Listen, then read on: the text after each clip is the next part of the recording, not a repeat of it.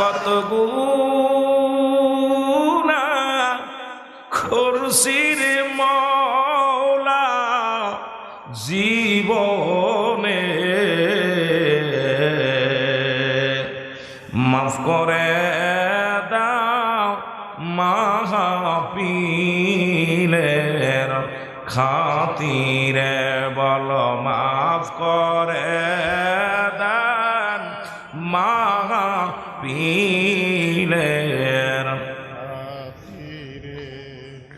এ দুনিয়ার মুসলমান,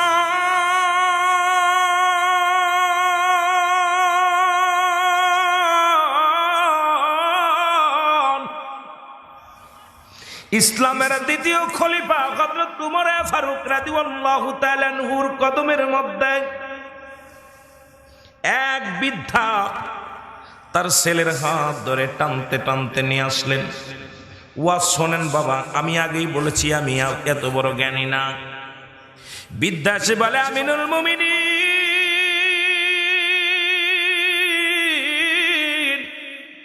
আপনি ইসলামের দ্বিতীয় খলিফা, আপনার কদমের মধ্যে আমার সন্তানকে ধরে আনছি, আমার ছেলের বিচার করা লাগবে। আল্লাহু আকবার বল। কার বিচার করা লাগবে? ছেলের বিচারের জন্য বাবা হাত ধরে নিয়ে আইছে সন্তানকে। খলিফা হযরত ওমর ফারুক রাদিয়াল্লাহু তাআলা আনহু বলে, যুবক বিদ্যারে, তোমার ছেলে এমন কি অপরাধ করেছে, এমন কি অন্যায় করেছে যে তোমার ছেলের বিচার করা লাগবে? বলে, হুজুর আমার ছেলের অন্যায় করেছে, বিচার করা লাগবে। এক নাম্বার অন্যায়, আমার ছেলে দুনিয়ার মধ্যে মানুষ হত্যা করছে। কেমন বাবা আর কেমন সন্তান, এই হত্যা করেছে, বিচার চায়। হযরত ওমর ফারুকের রক্তগুলো টকবক করে উঠছে। ইসলামের দ্বিতীয় খলিফা অত্যন্ত কড়া ছিলেন, অত্যন্ত রাগী ছিলেন। খাত্তাবের বেটা উমর যে রাস্তা দিয়ে যাইতো শয়তান যাইতে ভয় পেত। ও মুসলমান শুনে নাও, বলেন এক নাম্বার অপরাধ আমার ছেলে দুনিয়ার মধ্যে মানুষ হত্যা করছে। হযরত ওমর ফারুক বলে, যুবক রে, তুমি কি জানো না মানুষ হত্যা করা মহাপাপ? তুমি কেমনে মানুষকে হত্যা করলা? হত্যার বদলে হত্যা, তুমি মানুষ হত্যা করেছো, কঠিন বিচার হবে, তোমার মৃত্যুদণ্ড হবে। যুবক বলে, হুজুর আমি মেনে নিলাম, আমি অন্যায় করেছি, আমি মেনে নিলাম। হুজুর আমি মেনে নিলাম। জোরে জোরে চিল্লায় বলেন আল্লাহু আকবার। দুই নাম্বার অপরাধ গো, আমার ছেলে মাদক সেবন করে। আল্লাহু আকবার বলেন। আমার ছেলে মাদক সেবন করে। হযরত ওমর ফারুক ক্ষিপ্ত হয়ে বললেন, যুবক রে, তুমি কি মাদক সেবন করো? বলে, জি হুজুর। বলে, এটা গুরুতর অপরাধ। বলে, হুজুর আগে জানতাম না, এখন জেনেছি, যে বিচার হবে আমি মেনে নিলাম। নাম্বার 3 বলে, যুবক বিদ্যা, তোমার নাম্বার 3 বলো। বলে, হুজুর আমার ছেলে দুনিয়ার মধ্যে জিনা ব্যভিচার করে। বলে, এটাও গুরুতর অপরাধ, কারণ পৃথিবীর মধ্যে যদি কোনো যুবক,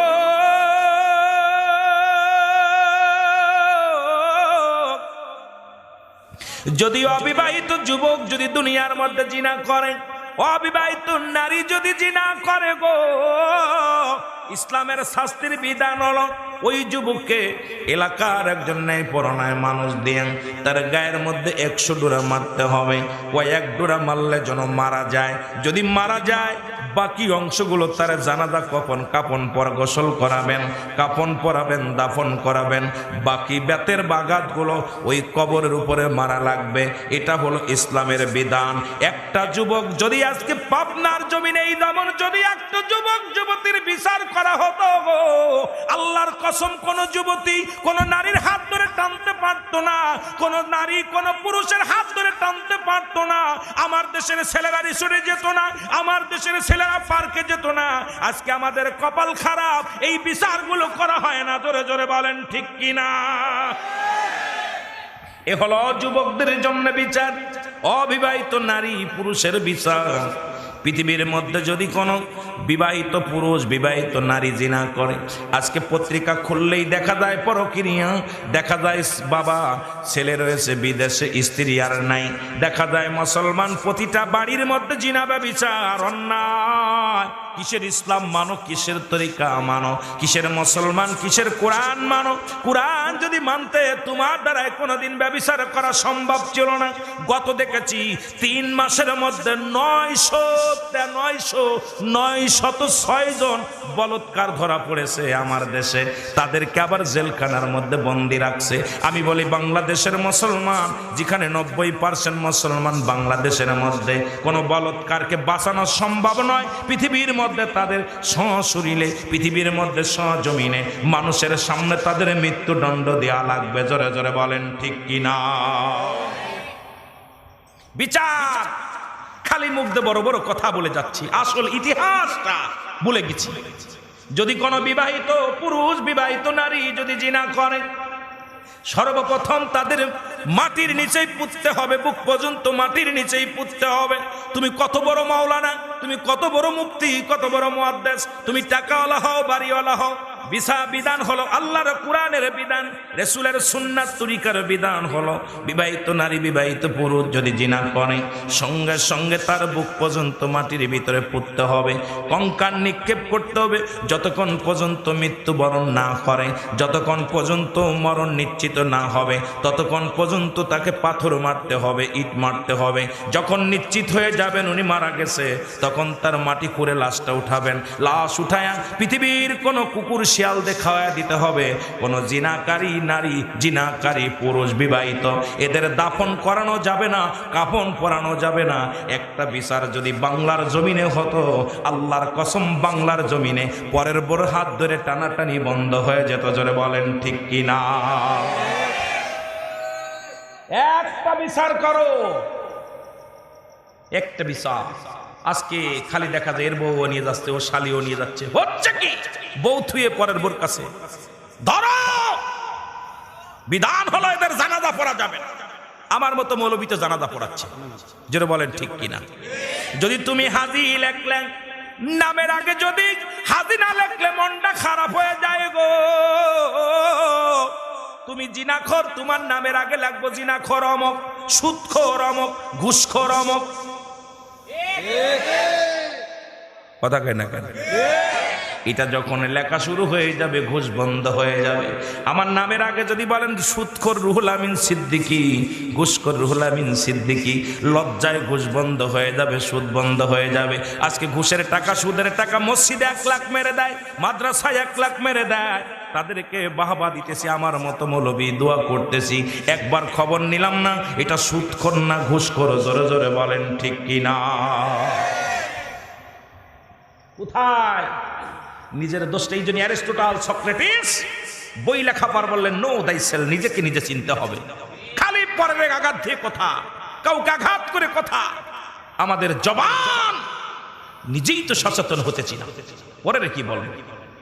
আমি আলেম মানুষ, আমার বউ বেপর্দায়, আমার মেয়ে বেপর্দায়, আমার মেয়ে কলেজে যায় উন্না খায় থাকে না, আমার ছেলে কলেজে পড়ে ক্যাডার বাহিনীর সর্দার, আমার মেয়ে আমার বিবি মার্কেট করে, আমার বিবি, আমি বক্তা ওয়াজ করে বেড়াচ্ছি, আমার বউ মার্কেট করে বেড়াচ্ছে। জোরে বলেন ঠিক কিনা? সমাজ জাতি নষ্ট করে ফেলতেছে।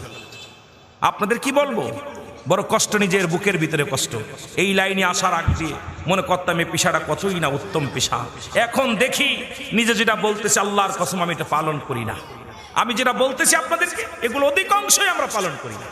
আমরা বলতেছি এই জন্য আমাদের কথায় কোনো তাসির নাই, আমাদের কথায় মানুষের ইমান তাজা হয় না, আমাদের কথায় মানুষের ভিতরে মন তাজা হয় না, আমাদের কথায় মানুষের অন্তর কাঁদে না, আমাদের কথায় মানুষ হেদায়েতের মধ্যে আসে না, আমাদের কথায় মানুষ বাবা মার খেদমত করে না, আমাদের ওয়াজ আজকে তাসির হয় না, কারণ আমরা এখন ব্যবসায়ী আলেম। জোরে বলেন ঠিক কিনা? রাগ করেন? রাগ করেন? আহা, আমি রুহুল আমিন সিদ্দিকের কণ্ঠে এভাবেই চলে, চিরকাল চলে আসছে। অনেকেই বলে, অনেকে আমার বলে আপনি আত্মশীর বক্তা, আপনি এমনি কথা বলেন কেন? আমি মাথা বিক্রি করি নাই। পীর কোনো মাকসুদ নয়, পীর আমার জান্নাতে যাওয়ার সার্টিফিকেট নয়, পীর কোনো মাকসুদ নয়, মাকসুদ স্বয়ং আল্লাহ। যদি বলেন ঠিক কিনা?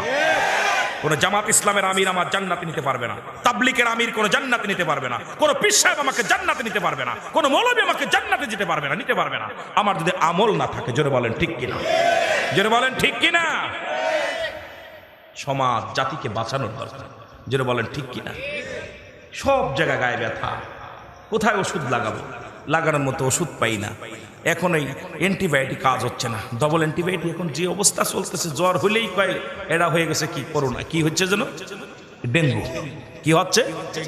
আগে তো একটা প্যারাসিটামল খাওয়ায় থুলি বেঁচে গেছে, মানুষ মাথায় পানি ঢাললে বেঁচে গেছে। এখন আর অ্যান্টিবায়োটিক কাজ হচ্ছে না, কারণ এমন কুরামিন ঢুকাইছে। জোরে বলেন ঠিক কিনা?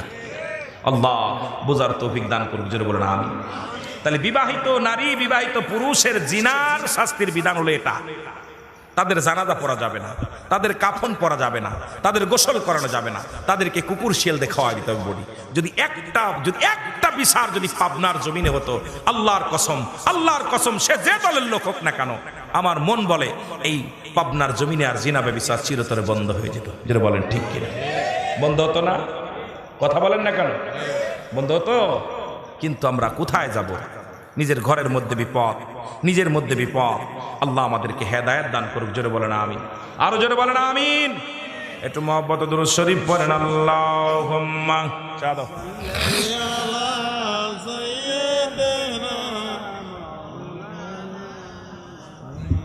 আমাদের লালন সামনে একটা গান গাইছে, সত্য বল সৎ পথে চল ওরে আমার মন, সত্য বল সৎ পথে চল ওরে পাগল মন। ঠিক কিনা? আমি বটে পারি না তো গান গাইতে, তবে ওই মাঝে মাঝে ওই চিন্তা করি যে কথাগুলো তো ঠিকই বলছে, সত্য বলতে হবে, সৎ পথে চলতে হবে। ওরে অবুঝ মন, এই মন আমি যদি সৎ পথে চলি, কে কোন পথে চলে দেখার বিষয় না, আমি কোন পথে চলতেছি। জোরে বলেন ঠিক কিনা? আরো জোরে বলেন ঠিক কিনা? একটু মহব্বত দুরূদ শরীফ পড়েন। আল্লাহুম্মা আলা সাইয়্যিদিনা মাওলানা মুহাম্মদ ওয়া আলা আলি সাইয়্যিদিনা। এ দুনিয়ার মুসলমান,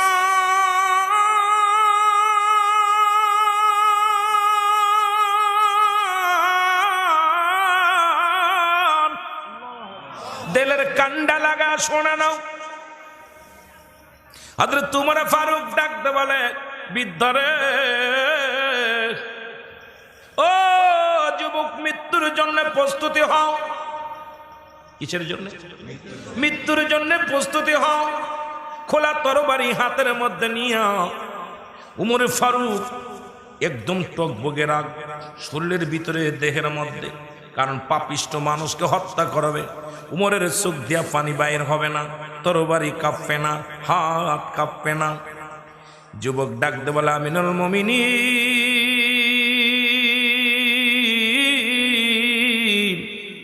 আমি জানি মুসলমান ধর্ম, ইসলাম ধর্ম অতি উত্তম ধর্ম। আপনি ইসলামের দ্বিতীয় খলিফা। আপনার কাছে আমার আব্বাজান যখন হাত ধরে নিয়ে আসলো, আমি জানি আপনার কাছে গেলে ন্যায় বিচার পাবো। এই জন্য আপনার কাছে আসার সময় আমি বাধা দিই নাই। আমার আব্বাজান যখন আমার হাতটা ধরে আপনার কাছে নিয়ে আসলো, আমি তাকে বাধা দিই নাই।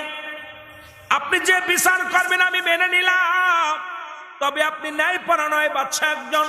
আপনার কাছে আমার দাবি, আমার বিচার করার আগে আমার আব্বাজানের বিচার করা লাগবে আগে। কার বিচার? আপনি আমার বিচার করবেন, আমার বিচারের আগে আমার বাবার বিচার করা লাগবে। খলিফা হযরত উমর ফারুক খাত্তাবের বেটা উমর আরো রেগে গেলেন, কয় যুবক রে, তুমি কার বিরুদ্ধে অভিযোগ করো? তুমি কার বিরুদ্ধে অভিযোগ করো? এই দুনিয়ার মধ্যে তোমার বাবা, নবী তো বলেছেন জান্নাতের গায়ে দুটি দরজা, একটা দরজার নাম তোমার বাবা, একটা দরজার নাম তোমার মা। পিরাই দেখি মাকে ঘর থেকে বাইর করে দেয়, পিরাই দেখি বাবাকে। কয়েক মাস আগে দেখলাম চট্টগ্রামের জমিনে 18 বছর পরে বাবাকে খুঁজে পেয়েছে, রাতের অন্ধকারে 5 টুকরা করে কেটেছে। পিরাই দেখি ফেসবুকের মধ্যে সন্তান লাঠি দিয়া বাবারে পিটায়, বাবা কান্দে।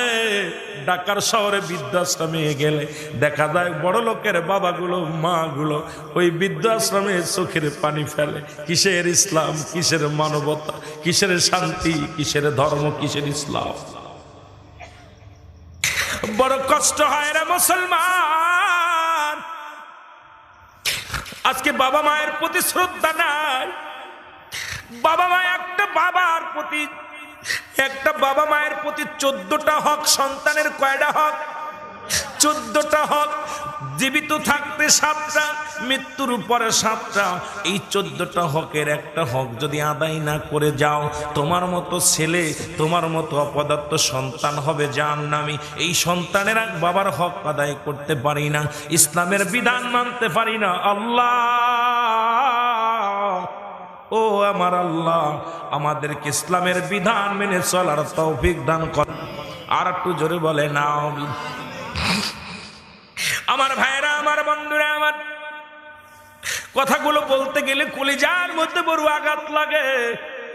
আজকে যাদের উসিলায় দুনিয়ার মধ্যে আসলো, বাবা মায়ের উসিলায়, সেই মা বাবার জায়গা হয় না ঘরে, সেই মা বাবার খাবার হয় না সংসারে, সেই মা বাবার থাকার জায়গা হয় না ঘরে।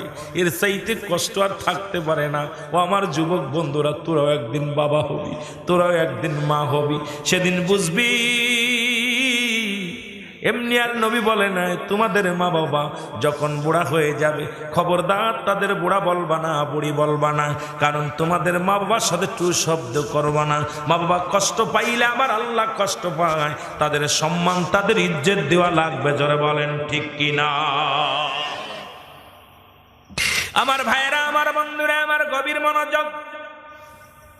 হযরত তোমার ফারুক বলে, যুবক, তোমার বাবার কি বিচার করবো বলো?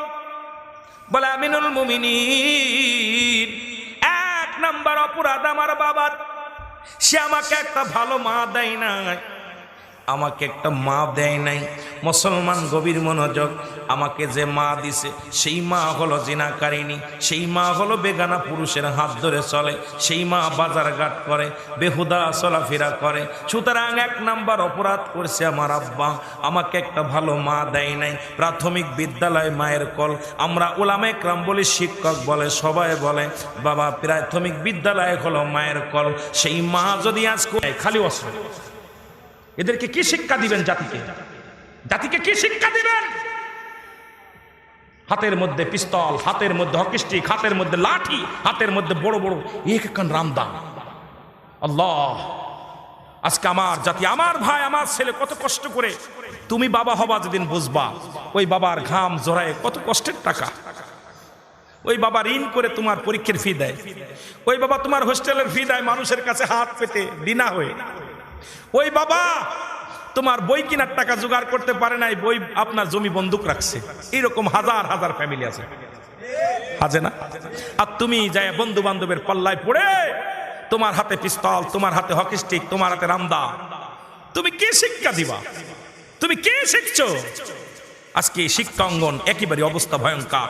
এই জন্য রাজনীতি মুক্ত রাখতে হবে বাংলা শিক্ষা অঙ্গনটা। এইটা যদি রাজনীতিক যুক্ত রাখলেই আমার জাতি, আমার সমাজ নষ্ট হয়ে যাবে। আর যদিও থাকে কোন ছেলের হাতে কলম, খাতা কলম, বই থাকবে, জ্ঞানের বিকাশ ঘটাও, তোমাদের অস্ত্রের বিকাশ ঘটানো লাগবে না। জোরে বলেন ঠিক কিনা? আমরাও তো পড়ালেখা করেছি, আমরাও বিশ্ববিদ্যালয়ে পড়েছি, আমরাও কম লেখাপড়া করি নাই। আমার ডিগ্রিগুলো আমরাও কম ডিগ্রি নিয়ে নিই। তবে এত বলছি, এই সব ডিগ্রি আমি মূল্যায়ন করি না। আমরাও মাদ্রাসার ছাত্র, বিশ্ববিদ্যালয়ের ছাত্র। আমার সাথে যে ছেলেটা ক্যামেরা চালাচ্ছে, 3 টাইটেল, ও কি কৃষি, ও আপনার কুষ্টিয়া বিশ্ববিদ্যালয় থেকে ফারেক। ওরা দেখা যাচ্ছে একটা ক্যামেরাম্যান, ও 3 টাইটেল। এরপরে একটা মাদ্রাসার শিক্ষক সাথে থাকে, মৌলানা মুফতি মেহেদী হাসান সিদ্দিকী, ওর ওয়াজ আছে অনেক। আমার ড্রাইভার হাফেজে কোরআন মৌলানা শামসুল হক, ড্রাইভার যিনি, এও বিশ্ববিদ্যালয়ে আমার ভাইরা।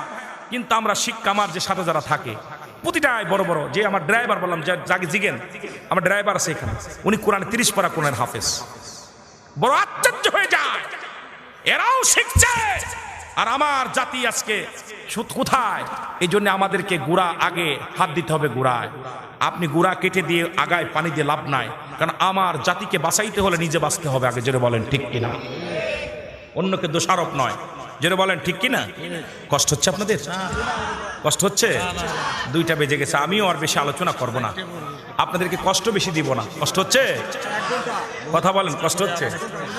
আমার বাবারা, আমার আগামীকাল সিলেটে প্রোগ্রাম, অনেক দূরে যাব। আগামীকাল সিলেট, এই বঙ্গে প্রোগ্রাম নিতাম না, তবে এই বঙ্গে আসার পর আমি একটা জিনিস পেয়েছি, সেটা হলো, সেই জিনিসটা হলো যে আপনাদের ভিতরে আলোচনা শোনার মুড, ভালোবাসা সব ঠিক আছে, কিন্তু আমরা দিতে পারতেছি না, আসল গাইডলাইনগুলো দিতে পারতেছি না। আমরা গাইডলাইন যদি ঠিক মতো দিতে পারি, আল্লাহর কসম আমার মন বলে আপনাদের এলাকার মধ্যে শোনার মানুষগুলো বাইর হবে, কিন্তু সময়ের অভাব আর এই গাইড দেওয়ার লক্ষণ আমাদের যারা আছি আমরা গাইড মতো দিতেছি না। কারণ আমরা ওই যে পক্ষ নিয়ে আছে সেই পক্ষে কথা বলে চলে যাই, আমরা নাসায় চলে যাই, কিন্তু জনগণ কি নিল, কোন আমলটা নিল, এদিকে আমাদের তাকানো। আমার পকেট গরম হলেই হলো, খাওয়াটা ভালো হলেই হলো। ঠিক কিনা? ঠিক কিনা? কষ্ট পান? কষ্ট পান? কষ্ট পেলে মাফ করবেন। যেটা আমার একটু উচিত কথা কইলে একটু কষ্ট পায়, কিন্তু আমিও তো থাকবো না চিরদিন, চিরদিন থাকবো না। এই কিছুদিন আগে আপনাদের বাজারে ছিলাম, এই জায়গায় আমার গাড়ি নষ্ট হয়ে গেল রাত্রেবেলা। এই যে বাজারটার নাম কি যেন? গয়েশপুর বাজারে। ওই যে গাড়ি, হঠাৎ করে গাড়ি নষ্ট। এই জায়গা প্রায় রাত 10টা পর্যন্ত আমি গাড়ি নিয়ে বসে আছি। এখান থেকে একজন ব্যাটারিওয়ালা, আমার হুজুর দেখে ওই পাশে ব্যাটারির দোকানদার, এই আগে এসে উনি আমার ব্যাটারি নিয়ে গাড়িটি স্টার্ট দিল, স্টার্ট হলো না। এরপর আপনার কুষ্টার দেখালাম, ওই দিন দেখলাম যে আপনাদের ভিতরে আন্তরিকতা আছে, অনেক ছেলের ভিতরে আন্তরিকতা আছে, ভালোবাসা আছে। আমাকে আর একটা গাড়ি ঠিক করে দিয়ে মাহফিলে পাঠাইলো, কিন্তু তাদের ভিতরে হুজুর আপনি টেনশন করেন না। দেখলাম যে এদের ভিতরে মানবতা, আত্মমানবতা আছে। হুজুর হরতালের দিন আপনি এখানে আসেন, আপনার গাড়িটাও তো পুরাই দিতে পারে কে বাপ কারা, কিন্তু ভাই কোনো টেনশন করে না। গাড়িটা ওই পাশে এক বাড়িতে রাখলাম, রাখার পর গাড়ি রেখে চলে গেলাম, রাত্রি মাহফিল করে আসি, যে আমার গাড়িটা যত্ন করে রেখে দিছে। এই জন্য আপনি আসার পরে, ওই বাজারের পর ঢোকার পরেই আমি আমার সফরকারী বলতেছি, এই সেই বাজার, ঐতিহাসিক বাজার, যেখানে আমি 10টা পর্যন্ত রাত দাঁড়িয়েছিলাম। আমার ভাইরা, যে জন্য ভালো মানুষ এখনো আছে, এখনো ভালো মানুষ আছে, কিন্তু আমাদের এই ভালো মানুষগুলো আমরা নষ্ট করতেছি, চিনতেছি না, না চিনার কারণে আমরা সুযোগ পাইতেছি না। আমার বাবারা, ভালো কথাগুলো বলতে পারতেছি না, সমাজ জাতিকে বাঁচাইতে পারতেছি না। ওইটা দোষ আমাদের কপালের। জোরে বলেন ঠিক কিনা? একটু মুহাব্বতে দুরূদ শরীফ পড়েন। আল্লাহুম্মা চলো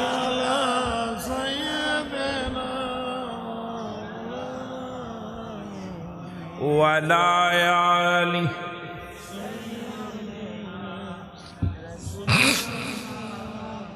এ আমার ভাইরা, আমার বন্ধুরা, আমার কথা মনে আসেনি? মুরব্বী বলে, আমিনুল মুমিনিন, এত অন্যায় করার পরও আপনি আমারে বোঝার সুযোগ দান করলেন, মনে আসেনি বাবা? আপনি আমারে আর একবার সুযোগ দেন, আমি যেন নিজেকে শুধরাইতে পারি। আমাকে কালেমা পড়াইয়া দেন।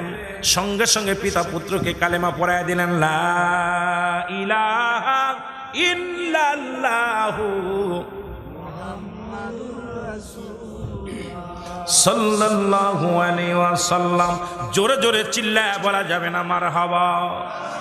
এ আমার ভাইরা, আমার বন্ধুরা, আমার গভীর মনোযোগ। এই জন্য আমি বলতেছিলাম, ওই কথাটা বলা পর মানুষের মতো মানুষ হতে হবে। তুমি কিসের মানুষ? নিজেকে আজকে শুধরানোর জন্য চেষ্টা করো, নিজেকেই বাঁচানোর চেষ্টা করো। আজকে সমাজ জাতিকে যদি বাঁচাইতে চাও, তোমার নিজের যখন পাল্টাবা, পরিবর্তন করবা, দেখবা জাতি পরিবর্তন হয়ে যাবে, দেশ পরিবর্তন হয়ে যাবে। যুবক জাতি, যুবকরা হলো মুসলমান জাতির মেরুদণ্ড আমরা বলি।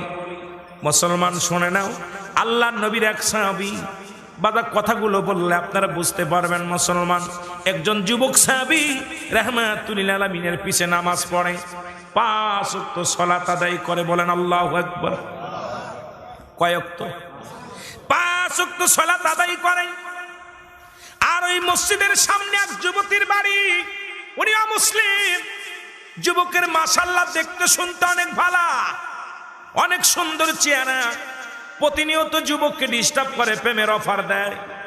যুবক বলে, না না, এটা সম্ভব নয়, কারণ আমার মরতে হবে, আমার নবীর আদর্শ মেনে চলতে হবে। যুবতী রে, তুমি আমার ডিস্টার্ব করো না, আমি আল্লাহর ভয় পাই, রাসূলকে আমি ভালোবাসি, ইসলামের মধ্যে প্রবেশ করেছি, সুতরাং আমার দ্বারাই অন্যায় করা সম্ভব নয়। আল্লাহর নবী একদিন ওয়াজ করতে করতে রাত হয়ে গেছে,